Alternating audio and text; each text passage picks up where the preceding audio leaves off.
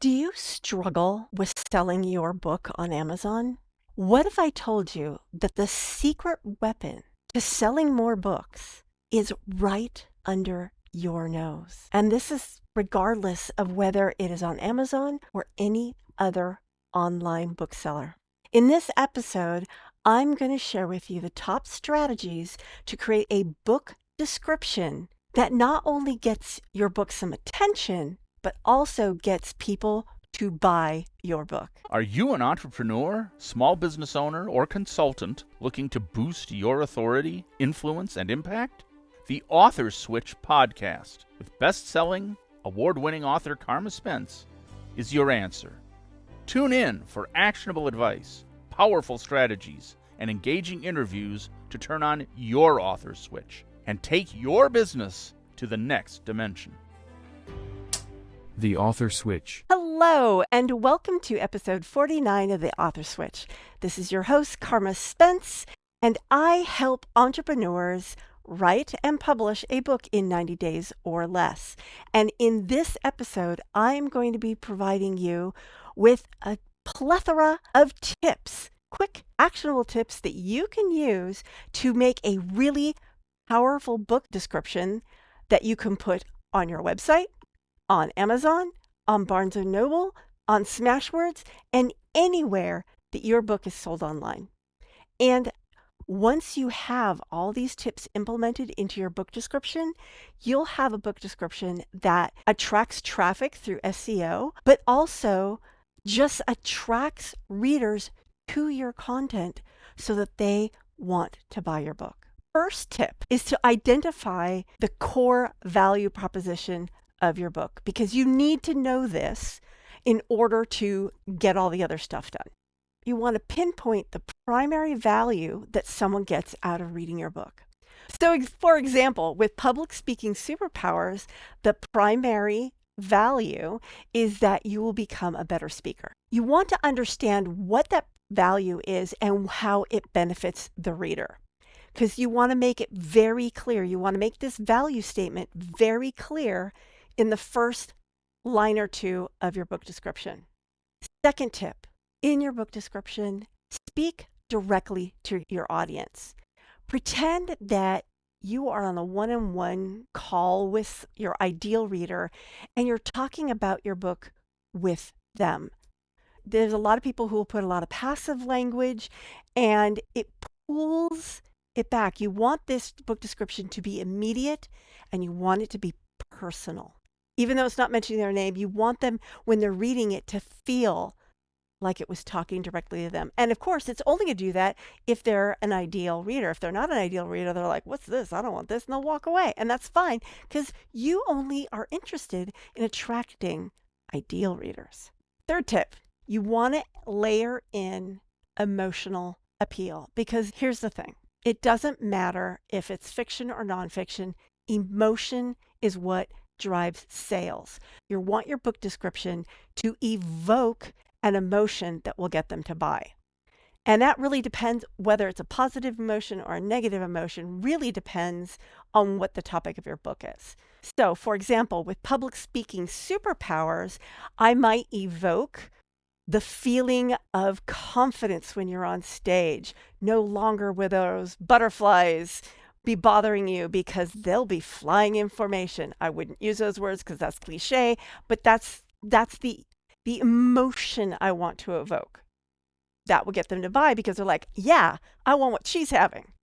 Tip number 4, you want to highlight credibility and authority. So, for example, I often will include in my book description, and my saying often, we'll come up to that later.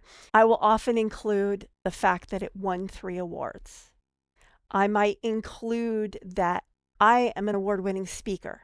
Those are things that add authority and credibility to that book because it's about speaking. Tip number 5, you want to use bullet points to do 2 things. There's 2 things that bullet points do. Number 1, they add in white space, which makes your book description easier to read. And the second thing that a bullet point does is really highlight the key things you want your readers to understand. Because you're going to have people who will come in and they'll read it top to bottom because they're readers.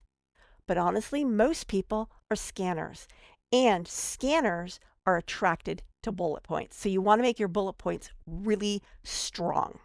Tip number 6, if you have testimonials or endorsements, include them. Now, if you are using Amazon KDP, there's a special place where you can add in testimonials and endorsements, but those happen way below down the page, and only a really interested reader is going to go down and see those. So you want to incorporate at least one testimonial that says, this was a book that changed my life in some way. Something that will either say that this is a definitely must-read book, or something that provides credibility and authority. And you want to incorporate that into the actual book description itself. Tip number 7, and that is optimize for keywords.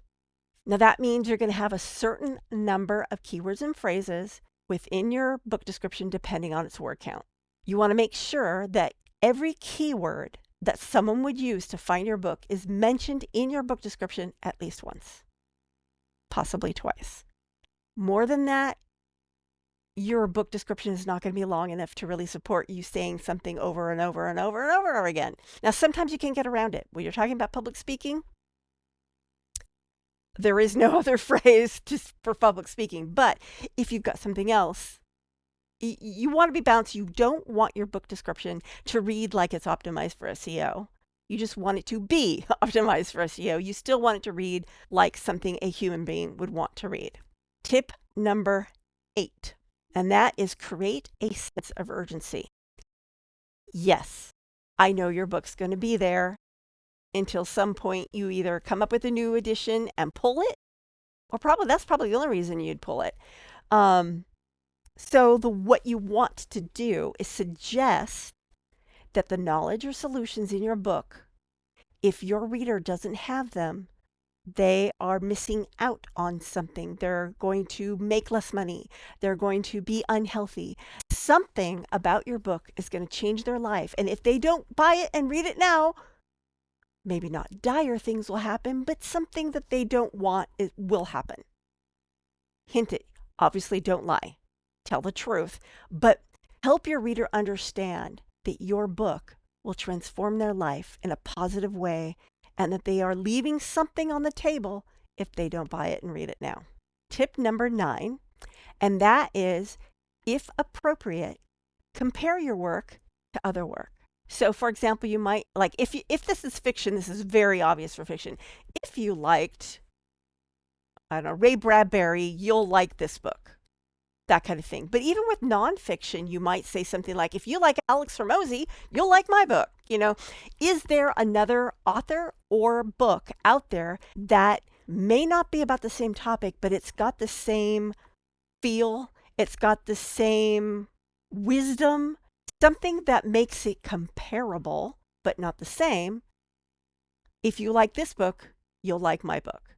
So if that is applicable, it's not applicable to every book, but if it's applicable, use it.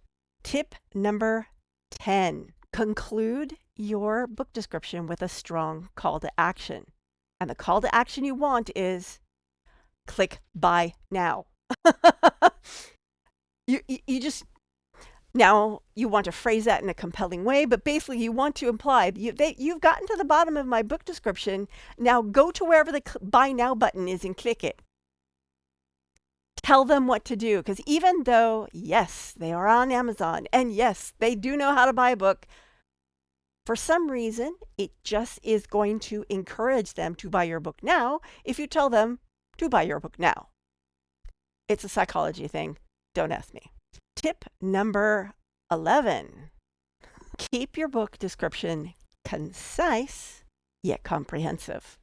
You do have a word count limit, but you don't have to use all of it. It's kind of like you want to have just as many words as you need to do what you need to do and not any more. I know that's nuanced. I know it's not obvious, but what you want to do is once you've written your first draft, go through it and ask about every sentence, every bullet point. Does this sentence or bullet point, does this piece of information help my cause, or is it repetitive? Does it add value to the description, or am I just filling space? If it's filling space or it's just repetitive, take it out. You only want to be in there what needs to be in there to make that sale. 3 more tips. Tip number 12, and that includes social proof. So this is a little bit different than adding in a testimonial. It's related to adding a testimonial. It's related to adding credibility and authority. But basically, you want to include any awards that were won, any bestseller rankings. So like right now, because Public Speaking Superpowers was a bestseller, I can mention it was a bestseller, which means it's good stuff, right? If you have any media mentions of the book, drop them in there. Basically, it's anything that says somebody other than me thinks this book is really cool. You want to put that in there. Tip number 13, adapt the tone to match the book's style. So if this is a humorous book, you want the book description to be humorous. You want basically when someone reads the book description, they should get a feel for what they can expect when they read the book. If your book is mysterious, write mysterious.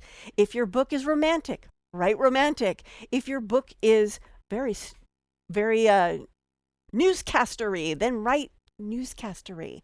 Whatever the tone is of your book, make sure that your book description mirrors that, because it helps people understand what to expect when they get your book. And the last tip, tip number 14, is regularly update the description. And that's why I said, I often say, I've actually got it in my calendar that I update it every 6 months. Now, sometimes if I don't have time, I'll let it slide to a year. But because I really want Public Speaking Superpowers to sell, I regularly go through and I update the book description. In fact, I just recently completely revamped it, completely new from what it was before. And in 3 months, I'll know whether that worked or not, because it takes 3 months for Amazon to tell you that you sold more copies, because that's when you get your royalties. So I hope that these 14 tips were helpful and that you're able to implement them. If you haven't written a book yet and you want to get started, I have a free gift for you. All you have to do is comment or go to authorneering.com/quickstart, and I will include a link in the show notes, and you can get my quick start guide for writing your authority building book. And guess what? Once you have that book, you'll have a reason to use this book description. Also, if you need tips on your book description, get in touch with me. Set up a curious conversation with Carma, because that is a service I also offer, is help in writing book descriptions. So I hope you found value in today. This is the end of episode number 49 of the Author Switch podcast. And this is your host, Carma Spence, saying ciao for now. If you've enjoyed this episode of the Author Switch podcast and would like to show your support, there are a few ways that you can do that.